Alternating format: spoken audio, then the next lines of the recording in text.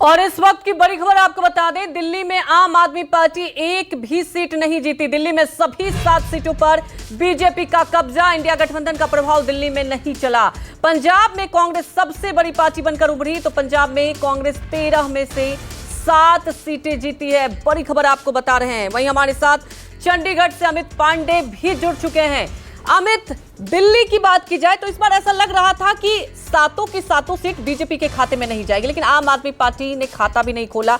अगर हम पंजाब की बात करें तो पंजाब में भी कांग्रेस ज्यादा बेहतर परफॉर्म करी, तो कहां देखने को यह मिल गया कि कहीं ना कहीं आम आदमी पार्टी को झटका लगा है।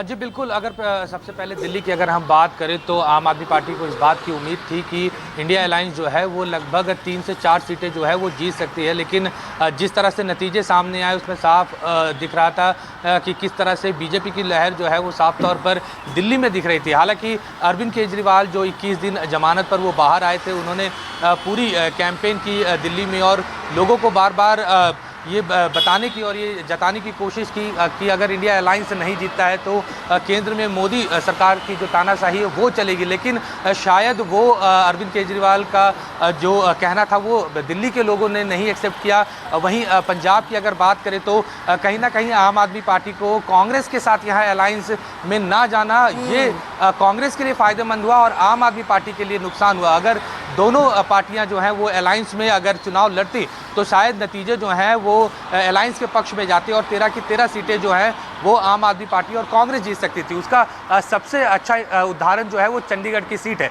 जहां पर इंडिया अलायंस जो है वो एक साथ लड़ रही थी और मनीष तिवारी जो है वो यहां पर उन्होंने जीत हासिल की और दोनों पार्टियों ने यहां पर चुनाव में खासा मेहनत जो है वो की है। लेकिन पंजाब की बात करें तो कहीं ना कहीं कांग्रेस को ज़रूर फ़ायदा हुआ है। उसमें सबसे महत्वपूर्ण फैक्टर जो हमें चुनाव के दौरान दिखा वो सबसे इम्पॉर्टेंट बात था कि आम आदमी पार्टी कहीं ना कहीं संगठन में कमज़ोर दिख रही थी, क्योंकि ये कांग्रेस का पुराना संगठन है पंजाब में और उन्होंने हर सीट को बहुत अच्छे से एनालाइज किया और समझा कि कहाँ किस सीट पर किस कैंडिडेट को उतारा जा सके। आम आदमी पार्टी की तरफ से 5 कैबिनेट मंत्रियों को उतारा गया था, जिसमें महज मीत हेयर जो हैं जो संगरूर से आम आदमी जहां पर भगवंत मान का गृह जिला है वहां सर वो जीत हासिल की और उन्होंने भगवंत मान का रिकॉर्ड भी जो है पिछली बार का 1,11,000 मतों से जो भगवंत मान जीत कर आए थे उसको उन्होंने तोड़ा और 1.5 लाख से अधिक मतों से वो जीते हैं। लेकिन बाकी सीटों की अगर हम बात करें तो आम आदमी पार्टी कहीं ना कहीं पीछे रह गई। लेकिन इसमें 2-3 फैक्टर सामने आए। एक, संगठन जो है वो कमजोर दिख रहा था।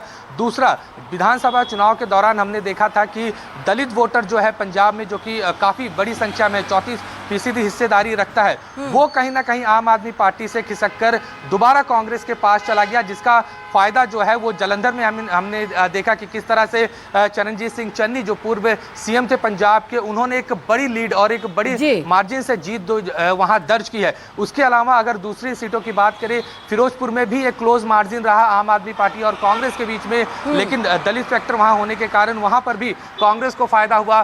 फतेहगढ़ साहिब में भी कांग्रेस को अच्छी जीत जो है वो देखने को मिली। तो कहीं ना कहीं ये संगठन की कमजोरी और डिसीजन लेने में कुछ खामियां रह गई, क्योंकि बार बार कई लोग इस बात को कह रहे थे कि जिस तरह से कैबिनेट मंत्रियों को लड़ाया गया वो आम आदमी पार्टी से चूक जो है वो साफ तौर पर दिखी है।